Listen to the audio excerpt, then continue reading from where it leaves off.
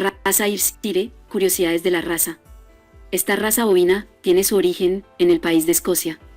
La finalidad de la raza es la producción de leche. El color del pelaje varía entre el color rojo, naranja y el color marrón oscuro. Las patas de la raza pueden ser de color blanco. La edad al primer parto es a los 28 meses.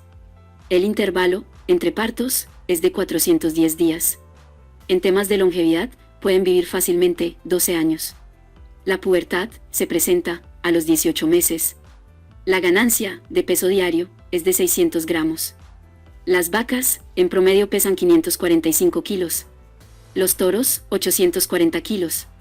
La raza Ayrshire presenta mejor desempeño en climas templados a fríos, esto debido al país de origen. La ure presenta poco tejido graso, por cual tiene el atributo de mayor cantidad de tejido lácteo para lograr una eficiente producción lechera. La ure es flexible y de alta colapsabilidad, lo que indica alta producción. La raza es muy famosa por la perfección y calidad de sus ubres. Esta raza se adapta muy a partir de los 700 metros sobre el nivel del mar. Ocupa el tercer lugar en razas lecheras, superada solo por pardo suizo y Holstein.